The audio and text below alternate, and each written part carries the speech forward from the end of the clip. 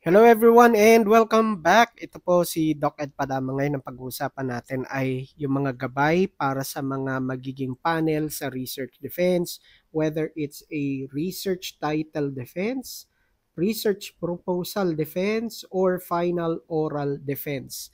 So kahit alin dun sa tatlo, itong mga pag-uusapan natin ay pwedeng makatulong sa inyo at maging gabay ninyo bilang isang panel sa research defense. So simulan natin doon sa unang bahagi bago magsimula ang research defense. Kailangan basahin ng mabuti ang manuscript. Humingi ng kopya before the actual defense at basahing mabuti. This is to familiarize the panel to the content of the research. Okay? So, napakasimple lang nun para maging familiar kayo sa laman ng research na i-defend sa inyo. So, tignan natin, sa ilalim nitong unang bahagi ay familiarize yourself with the research title, abstract, statement of the problem, methodology, findings, and conclusions. So, yung pagbabasa ng manuscript, kung ito ay isang research defense na final oral defense o ito na yung huling bahagi, sinasama natin yung abstract. So the abstract is the summary of the research. So yung abstract, ang laman yan kasama na yung findings, conclusion, and recommendation summarized in this part.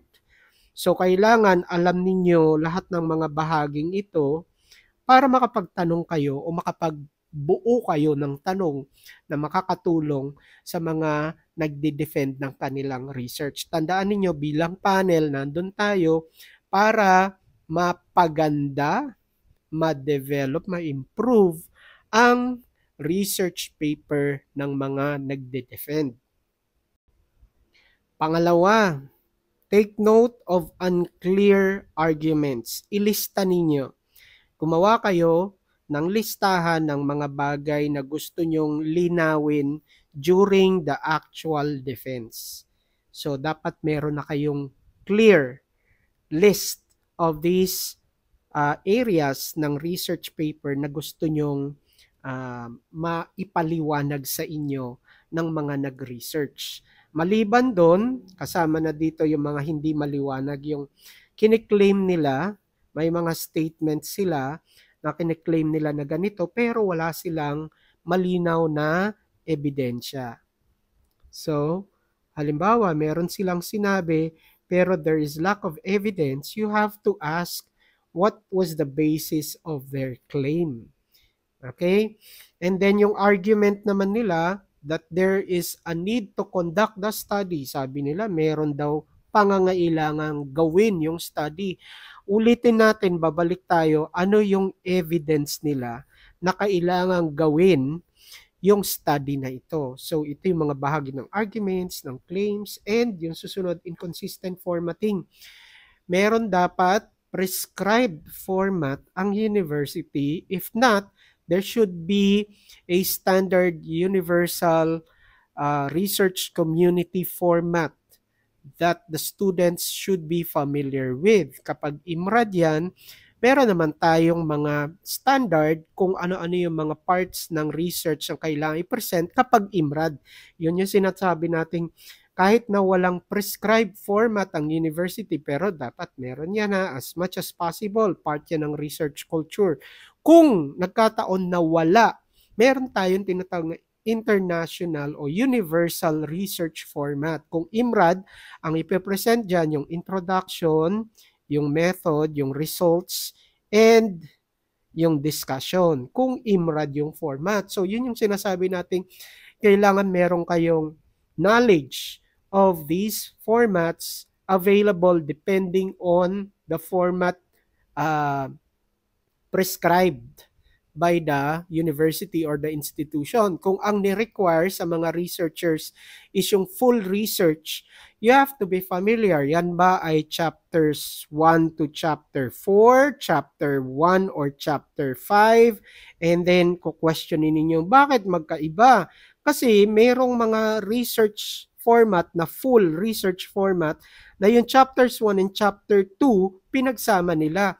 Ibig sabihin yung chapter 2, yung review of related literature and studies, naka-integrate na doon sa kanilang chapter 1. Kaya ang lumalabas isang chapter lang ito, kaya ang makikita nyo sa full research nila, 4 na chapter lang instead of 5. So ito yung mga sinasabi natin, kailangan kahit papano familiar kayo sa mga bagay na ito kapag kayo ay uupo sa research defense. While on this part, gaps in logic. Ang ibig sabihin nito, kailangan bilang mga panel, makikita ninyo, ma-identify ninyo in your reading, in the discussion, the areas that does not make sense or lacks sense. Ibig sabihin, parang may kulang, parang hindi tama yung kanyang discussion. Therefore, you have to indicate and take note, or you can write on the actual manuscript since you already have a copy of the manuscript. So ito yung mga kailangan yung i-take note kapag kayo ay dumadaan, nagbabasa ng research manuscript ng mga magdi-defend. Okay, number 2, check alignment and consistency. This is very, very significant in being a research panel. Ulitin ko, this is very significant when you are serving as a research panel. This is what we practice kapag kami ay umuupo bilang panel, yung tinatawag nating alignment. So usually, ang chine-check namin sa alignment, number 1, if this is still a proposal sa alignment, the following should be aligned. Okay? Number 1, of course, the research title should be aligned with the specific problems under the SOP, and under this should also be aligned with the instrument that is being used. Okay, so ito lang yung mga kailangan nyong i-check initially para makita nyo yung buong larawan ng research na ginagawa kung nasa tamang track. Kasi kapag nagkaroon ng problema in between this, yung SOP, if the title is already approved, and nagkaroon ng problema sa SOP, ibig sabihin yung mga susunod, magkakaroon na ng domino effect yan. Magiging mali na yan. If the title is approved, the SOP is correct, but the instrument has another problem, hindi siya valid, hindi siya reliable, sa validity, hindi siya aligned doon sa naka-indicate sa SOP, then again, everything will fall at magkakaroon ng effect doon sa mga susunod na bahagi. So kapag itong instrument ay na-distribute na sa respondents, nakapag-gather na ng data pabalik, na-analyze na, imagine lahat yan will be considered invalid, will be considered error. Kasi mali yung instrument na ginamit. Hindi siya aligned doon sa statement of the problem or the specific problems na inyong research. So the alignment or checking of alignment is very crucial and very critical, lalong-lalo na doon sa mga umuupo bilang panel. So you have to make sure that this is foolproof.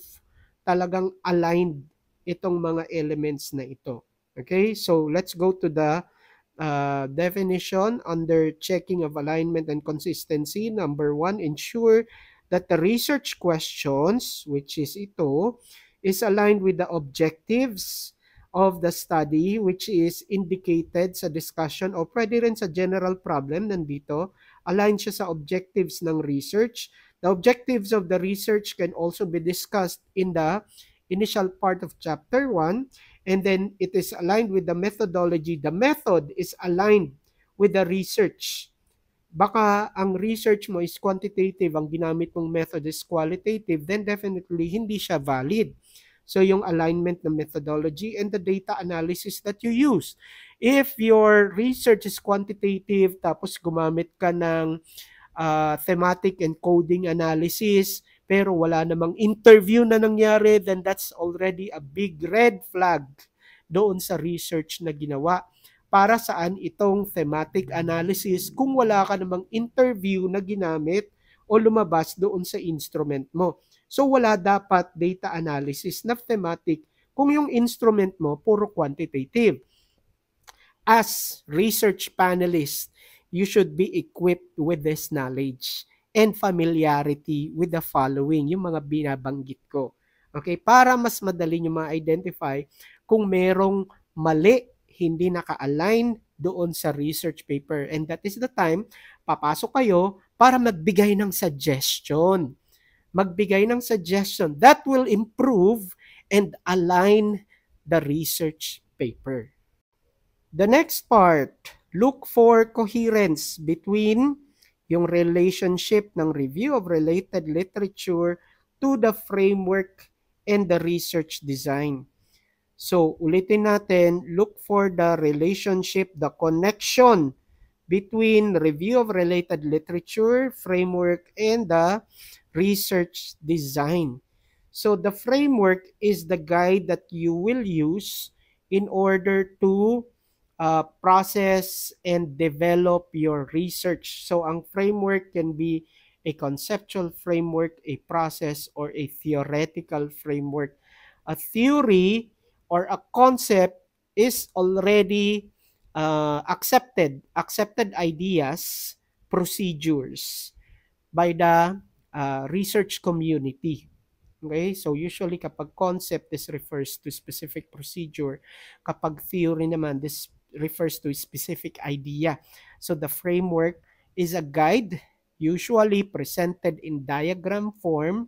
So itong framework na ito, naka-align ba doon sa mga related literature review na binanggit ninyo? Na itong framework na ito is appropriate for the study. Is this framework appropriate for this study according to the literature reviews that you have read? So, kailangan aligned sila. Sinasabi ng mga literature reviews na ito na tama itong framework na ginagamit nila. So, that's already connected. And the research design. The research design, again, if the design that was used for this study is appropriate. Puro appropriateness ito. Puro appropriateness ito. So is the framework appropriate to the study according to the review of related literature? Is the research design appropriate to the study according to the literature review? So establish the connection between the three. Nag-agree ba itong mga binasa ninyo, ni-review ninyong literature dito sa paggamit ng framework at doon sa research design? If not, there is no established agreement na or support dito sa related literature and study that this framework is appropriate, that this research design is appropriate, then you cite them. Cite and call the attention of the researchers. Diba? So nakita ko dito sa inyong mga review of related literatures that there were no mention regarding the framework being appropriate and the research design being appropriate for your specific research. So ganun natin sila i-guide para ma-develop and ma-correct nila yung mga kailangan nilang i-correct doon sa manuscript na ibinigay sa inyo before the start of the research defense. Okay, the third part, prepare your questions. As research panels, you have to have a list of questions written ahead of time. So, ibig sabihin, dapat makasulat na yan either on a separate piece of paper or on the actual manuscript. So, ano-ano mga tanong o klase ng tanong na pwede nating ibigay during the research defense? Frame questions that challenge the researchers to think critically.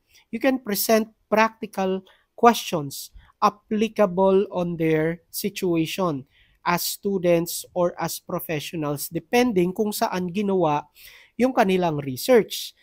Give situational questions. Give hypothetical questions. Give questions that will try to challenge their recall, and aside from that, kung maaalala nila kung anong nangyari, saang bahagi sila nahirapan, ano yung mga kailangan nilang gawin para ma-improve yung mga bahagi na nahirapan sila so that they would be able to, again, self-improve naman on that part. Okay, so that is the under the third part, frame questions that challenge the researchers to think critically. So napakahalaga talaga that we as panel or research defense panel also prepare ahead of time. Hindi lang yung mga magde-defend. Kasi they gave really a chunk of their time, a chunk of their resources, and a chunk of their intellectual capability and skills in order to come up with this particular paper. So tama lang na tayo naman bilang panel, bigyan din natin ng panahon at bigyan din natin ng effort na makita at mabigyan ng panahon yung kanilang research paper kung ano yung pwede nating gawin, pwede nating i-contribute para mapaganda yung kanilang paper. Next part, avoid questions that are meant to embarrass or confuse the researchers. So iwasan na natin yung mga bagay na personal para hindi mapahiya yung mga nagde-defend sa atin o yung mga bagay na makakalito doon sa mga researchers na nagde-defend ng kanilang paper. Focus on clarity. Clarify ninyo, tama ba itong nabasa ko na ganito ang gusto nyong sabihin sa bahagi ng inyong research? Clarity, validity. How did you ensure the validity of your instrument? How did you ensure the reliability of your results? O yun, i-clarify natin. Okay? Yung clarity, validity, and yung depth ng kanilang interpretation, di ba? Yung kanilang pagbibigay ng kahulugan doon sa mga data na lumabas sa kanilang manuscript. If we can add what is already written, then by all means, we can do that. Pwede nating gawin.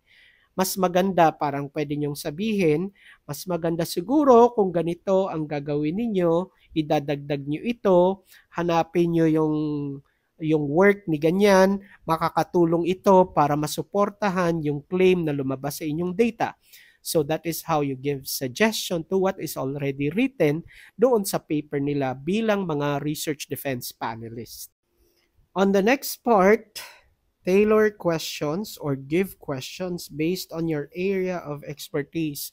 If you observe, a defense usually consists of panel with different areas of expertise. Because sa amin, ganyan yung practice namin.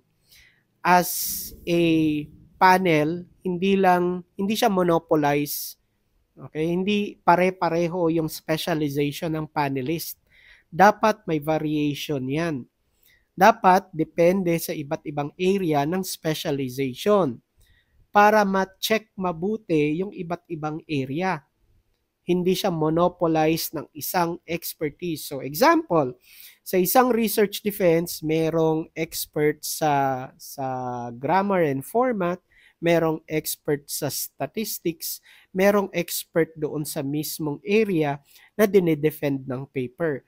That is why usually, if you are a panel ng iba't ibang paper, mapapansin mo, nagbabago yung mga panelist kasi depende yan doon sa expertise ng panelist ninyo na naka-align doon sa paper na dinidefend. Halimbawa, yung unang paper may kinalaman sa mathematics, may expert sa math, may grammarian, may statistician.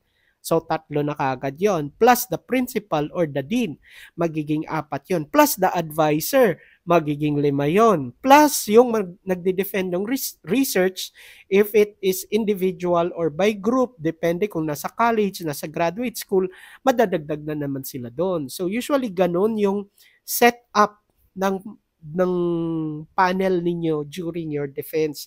So, that is what we mean by tailored questions based on your area of expertise para kapag nagtanong sila, nako-cover lahat nung mga areas doon sa kanilang paper. So halimbawa, ang expertise ko ay sa grammar, format, and I also have an idea doon sa content. I can ask questions relevant to methodology, literature, ethics, results, and yung interpretation. Hindi ka naman malilimit na kapag ang area mo is in mathematics, you are only limited to ask questions relevant to mathematics. If you find questionable areas sa manuscript, kagaya sa methodology, kahit na ikaw ay expert sa mathematics o sa statistics, pero may idea ka dito sa method, then by all means, you call the paper, you cite the paper, make the note, and then present your question during the defense. Ganon din sa ibang bahagi sa literature, sa ethics, kung merong kulang, sa results, kung hindi naka-align, you can also input your recommendations during the defense. So, hindi siya nakalimit doon sa area mo lang. Pero, ang focus mo dapat palagi doon sa area. Huwag kang magpapalampas ng isang bagay na critical na under sa area mo. Kung ikaw ay sa specific area ng subject like mathematics, English, science, kailangan covered mo talaga yan. Kung ikaw ay sa statistics, statistician ka, mathematician ka, kailangan yung computation niya, covered mo lahat yan. Bago matapos yung defense, kailangan wala nang question doon sa computation, doon sa statistical analysis, sa interpretation, dahil it is your responsibility as a panel to screen those areas. So yun yung ibig natin sabihin dito sa tailor questions based on your area of expertise.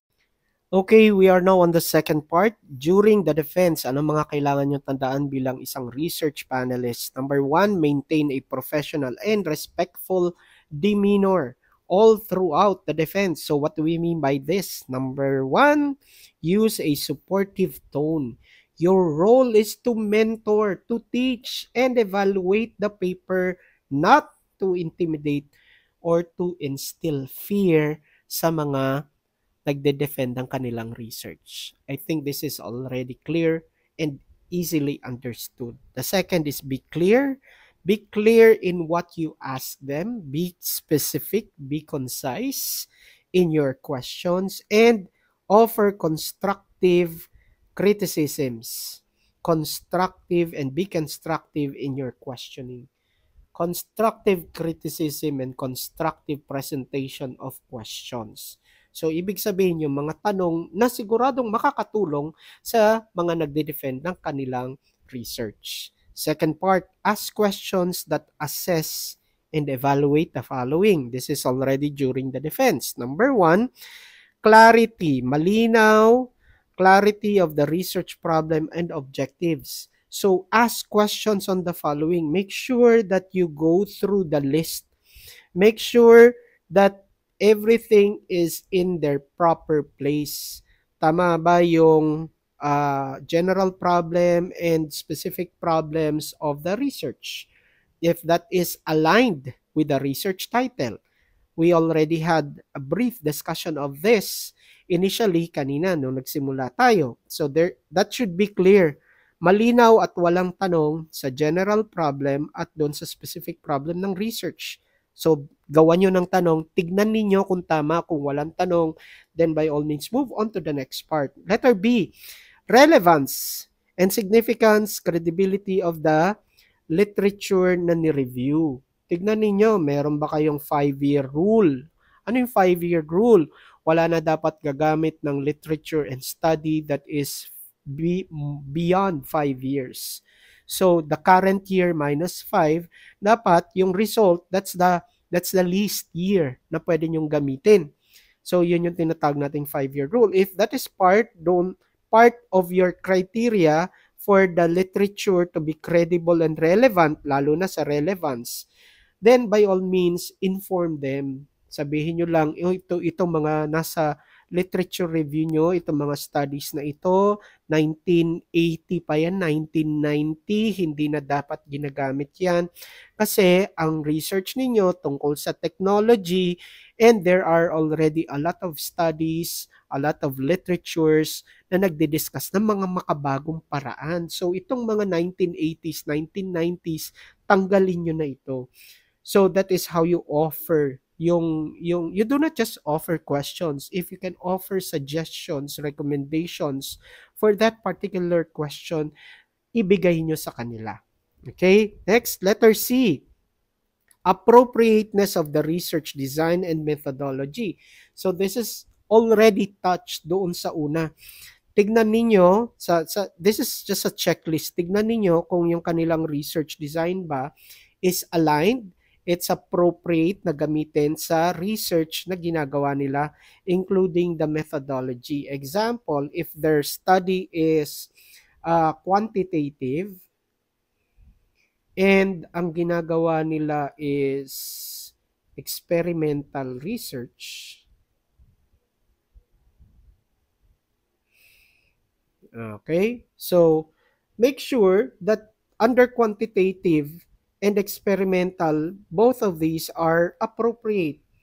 Ano ba ang research nila? Tungkol ito sa isang innovative o makabagong paraan ng pagtuturo, strategy. So, gusto nilang malaman, is this effective or not? A strategy or technology-based, tech-based teaching strategy. O, di ba? Tech-based teaching strategy. Is this effective or not? Okay, so ang gagawin niya is experimental. Sabi doon sa kanyang manuscript, experimental. Tapos quantitative. Ito ba appropriate? O, pwede yan, appropriate yan. Since gagamit siya ng dalawang class, yung isa controlled, yung isa experimental, yung isa gagamit ng yung usual na teaching strategy, yung conventional teaching strategy, yung isa gagamitin niya ng tech-based teaching strategy. So definitely experimental is appropriate. So yun yung sinasabi natin kanina, yung appropriateness ng research design and yung research methodology, research design and yung research method niya.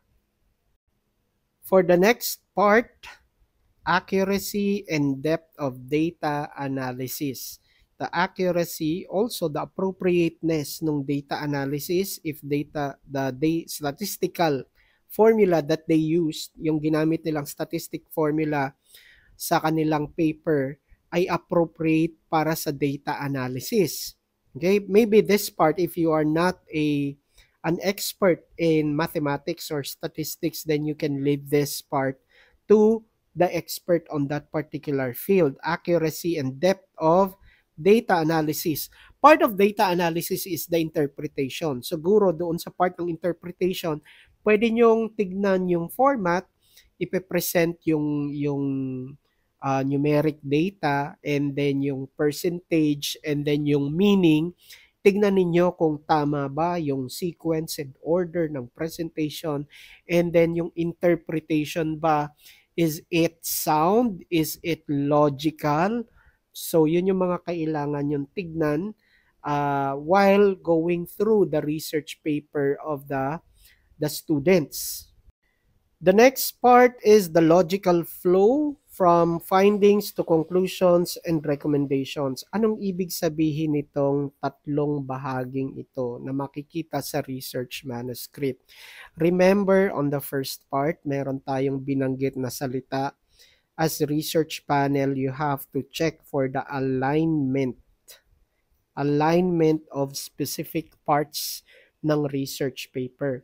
Yung mga specific parts na yan, isa sa mga critical na kailangan yung tignan ay yung alignment and flow of the findings, conclusion, and recommendation. So how will you do this? The finding is based on the statistical analysis. The statistical analysis of the data. Nandyan na yung interpretation. So itong findings na ito, lahat dapat ng laman ng findings na yan should be based on the statistical analysis. Sa statistical analysis. It should be based on the statistical analysis. Okay, so titignan ninyo ngayon yung findings. Hahawakan nyo yung part ng findings tapos titignan nyo ngayon doon sa table kung ito bang sinasabi sa findings dito is aligned with the statistical analysis. Ganun kayo mag-check bilang research panel. So, ang findings are based on the statistical analysis. It's a summary of the statistical analysis, yung mga interpretation. So, titignan nyo kung tama yon. And then, the findings should be aligned with the conclusions. The conclusions are supposed to be, dapat ganito yun these are statements or realizations based on the findings of the study. Okay. So, if you already have an idea kung ano dapat ang laman ng conclusion, pwede na ninyong i-check. Ito bang mga conclusions na present sa paper are statements. Halimbawa, the tech-based teaching strategy is effective. The tech-based teaching strategy is efficient. Diba? Napapabilis niya yung trabaho, effective, tama naman yung mga sagot kapag nag-exam, nag-assess, nag-evaluate. So those are statements and realizations which dapat na may ebidensya. So saan yung titignan ngayong ebidensya? Depende dito sa findings. Dapat yung ebidensya nandito sa findings. So pagkukumparahin nyo ngayon yung conclusion at yung findings. Ito bang mga conclusion na binanggit dito, kung naka-number siya, naka-narrative, naka-bullet, is aligned with the findings of the study. Okay? So, ganun yung i-check yung findings, moving to the conclusion, and then moving to the recommendation. Ano naman ang recommendation? Before you check, ang definition natin ng recommendations are actions recommended to be taken by specific individuals or institutions. Ang recommendations are actions that are recommended to be taken by individual or institution. Saan dapat nakabase ang recommendation? Ang recommendation is supposed to be based from findings and the conclusion. So, wala dapat lalabas dito sa recommendation habang kayo ay nagche-check, tignan ninyo. Wala dapat lalabas dyan na hindi related sa conclusion and findings of the study. So, ulitin natin, kapag may mga naka-enumerate dyan na recommendation, tapos merong action, tapos merong sino yung gagawa ng action na ito, o kaya merong institution or department, di ba? Lahat ito dapat naka-align doon sa conclusion and findings of the study. Magpapagawa ka ng ganito kasi based doon sa conclusion, sa statement, sa realization, kulang ng gadget yung mga bata. So, anong gagawin ngayon? Diba? What is the action? Sino mag-i-initiate? Yun dapat ang laman ng recommendation. And your role and your duty as panel is to make sure that everything is in place, everything is logical, everything is correct under the recommendation. Okay, after discussing the logical flow, we are now on letter F. Researchers, you have to check the researchers' awareness of ethical considerations and limitations. But before we move on to that, let us remove all of this part so we can still write if we have any additional advice on this particular part. So let us repeat. Letter F, you have to check the researcher's awareness of ethical considerations and limitations. This is, again, clear and self-explanatory. Make sure that you formulate questions that will validate, that will confirm that they have considered ethical considerations. Ano-ano ba mga ethical uh, procedures na ginawa ninyo, na kinonsider ninyo sa inyong defense para masiguro na protektado ang mga respondents ninyo at yung institution kung saan nyo ginagawa ang inyong research. So those are questions that are based or anchored under ethical considerations and yung limitations ng kanilang study. Ano-ano ba yung mga bagay na hindi nyo nagawa, hindi nyo naisama, hindi nyo isinama sa inyong research paper at ano ang dahilan. So these questions can be based from the limitations of their study so that you can ask them, papaano ba dapat i-overcome itong mga challenges that you stated sa limitations ng inyong study. For the next part, these are already tips and advice that you can use during the defense. So number 3 is encourage reflection and defense. Ask questions like, what would you improve if given another chance? Diba sabi natin, tinanong natin ano yung limitations ng kanilang study, ano-ano yung mga challenges na na-encounter nila. And then once they have presented these, then you can present this question. What would you improve if given another chance? If given another research paper? Diba? So these are critical questions that would allow them to think, to self-improve. Diba? Kailangan merong self-improvement. Hindi palaging galing sa panel yung suggestions. It can also come from the researchers defending the paper. Number 2, what were the most challenging parts of the research process? What were the most challenging parts of the research process? So you again ask them this question and then you give a follow-up question. Paano may improve? Huwag niyong iwanang nakabitin. Ask questions for improvement and development. So, present nila ano-ano yung mga challenges, paano nyo ma-improve, paano nyo ma-develop. Okay? So, you follow up questions with these particular or specific questions na ibibigay ninyo. Yung susunod naman, how do your findings apply in real-world setting? Ito yung real-world applications of the findings of the study if they are in a final oral defense. So, nandyan na yung findings nila, saan nyo ngayong gagamitin. Kung meron silang application na present, pwede nyo pang extend yon. Aside from the application that you presented, saan pa siya pwedeng gamitin outside of what you have already recommended so they can extend yung critical thinking skills nila beyond what is already set. Kasi pre-practice na nila yan eh. Di ba? Di mas maganda, tignan natin, can you still relate your findings to other practical applications aside from what you have stated in your manuscript? Hindi ba? Pwede nating ma-exercise yung kanilang ability to think beyond the box.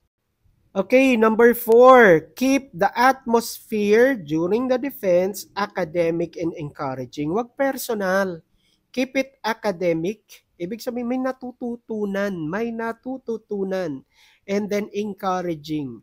Encouraging them because what they are already feeling, yung mga nagde-defend, kinakabahan na yan, natatakot na yan, naiiyak na yan, magbe-break na yan. So do not break them further. Encourage them. Kaya nyo yan. Okay?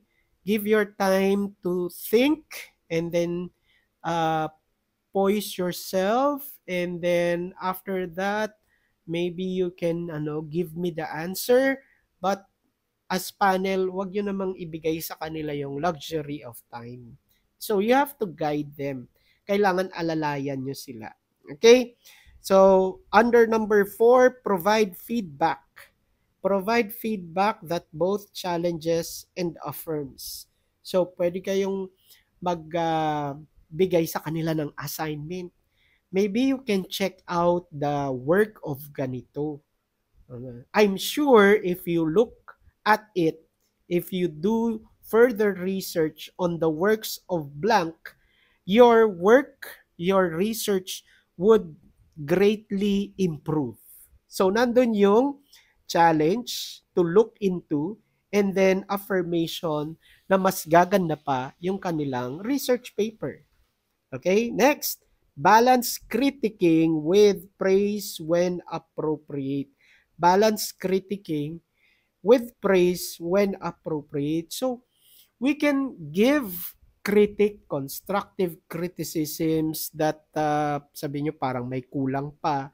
The discussion is not sufficient, but I like what you did on this part. This is very scholarly. This is very, very,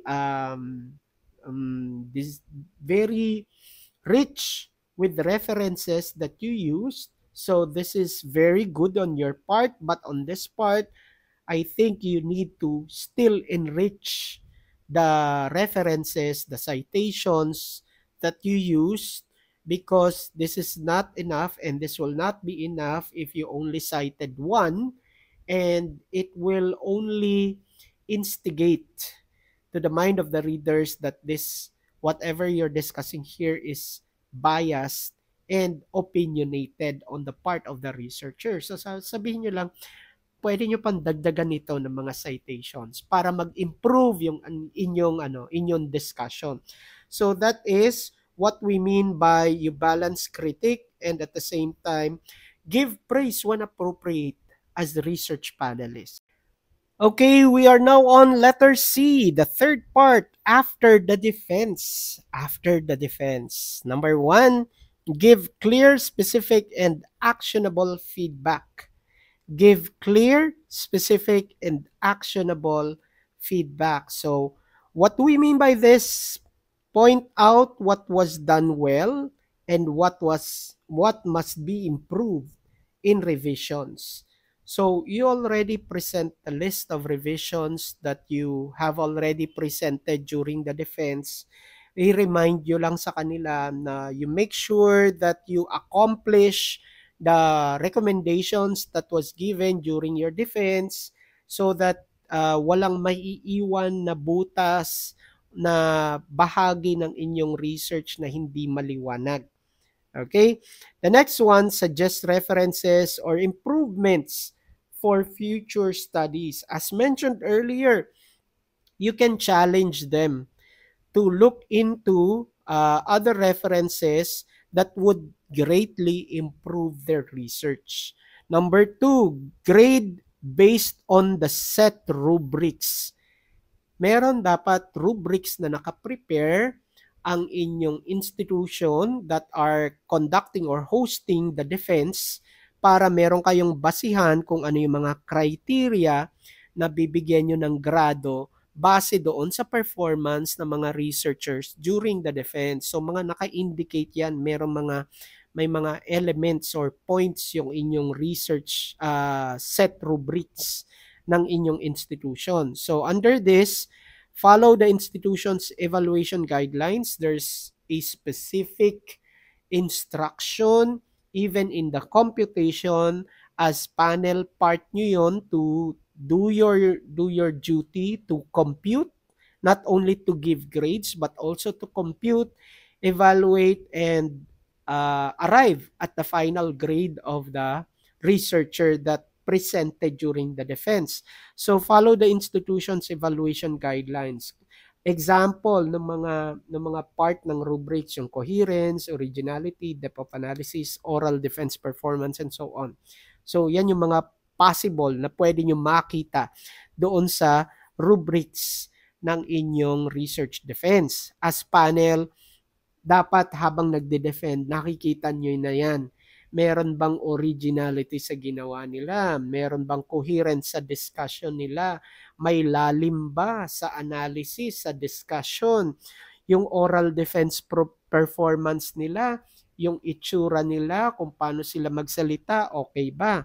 So, yun yung mga i-evaluate ninyo. Kaya kailangan meron talaga tayong guidelines doon sa rubrics na ginagamit. The next one, be fair. Be fair and consistent with all researchers. hindi yung meron tayong bias na mga researchers even before they defend or present their study, favorite nyo na sila. So be objective. Avoid subjectivity. Be objective and avoid subjectivity during the defense. Focus on the content and the value of the research paper, not the researcher. Okay? So that is what we mean by be fair and consistent with all researchers. Next, number 3, support lifelong learning. So we always hear this term lifelong learning. So under lifelong learning, encourage the students to publish para marami ang makinabang doon sa research na i-present sa inyo. Lalong-lalo na if you find the research very, very good, very very academic, meaning maraming matutulungan ito kasi ang research hindi humihinto sa pagdi-defend. Hindi humihinto ng pagbo-bookbind. It should be disseminated.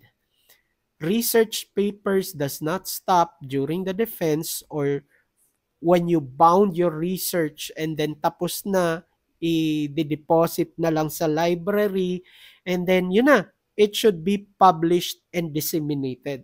So kung meron kayong kilala na pwede nilang pag-publish yan ng kanilang research paper, then by all means, you can again recommend it to the research students that are defending their paper.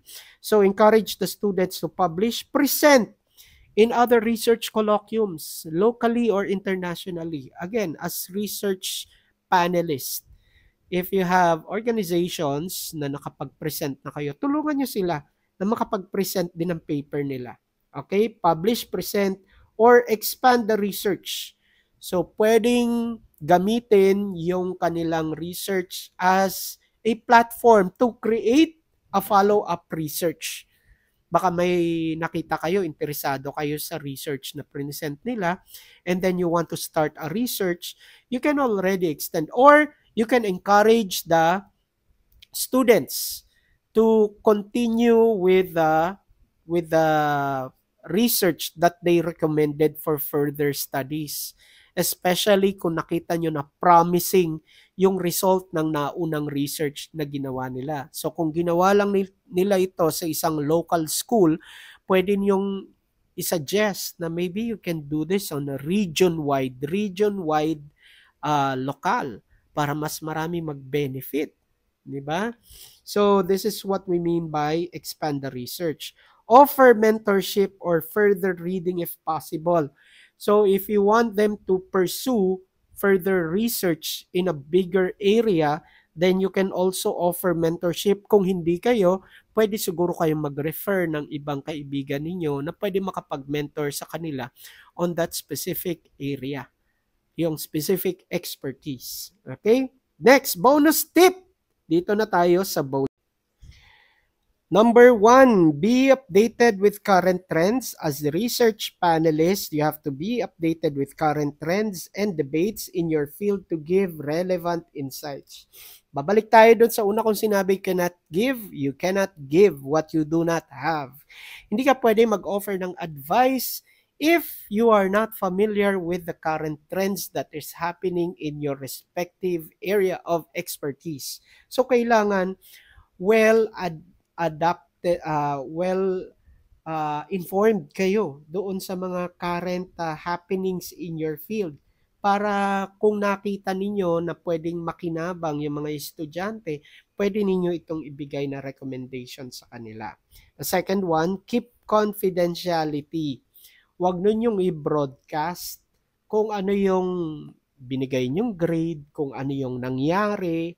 So, kapag gano'n na nangyari, nagiging chismis na lang siya, nawawala yung academic scholarly element ng research defense. So, make sure that there is confidentiality in the research defense. Do not disclose research findings especially without the students or institutions' permission. So it is the property of the researchers. Kaya kung nakita ninyo na maganda yung findings, pinicturean ninyo, tapos pinost ninyo without proper permission from the owners of the study, then you will be having a problem diyan. So, magkakaroon ng issue yan. So, as research panelist, this is part of your duty to keep confidentiality. And the last one, remember, your goal as a research panelist is to help the researchers grow academically, intellectually, and ethically. So with this, let us do our part as research panelists to be academically, intellectually, and ethically inclined in helping the students. Tulungan natin sila na mapaganda ang kanilang research paper sa isang paraan na hindi sila natatakot o hindi puno ng takot ang kanilang mga puso pagkatapos ng kanilang research defense. So, with this, I would like to end our discussion. Maraming salamat po sa mga nakinig at sa mga gagamitin ang ating video para ma-improve pa ang kanilang paraan para makapag-panel sa kanilang research defense. Thank you very much, everyone.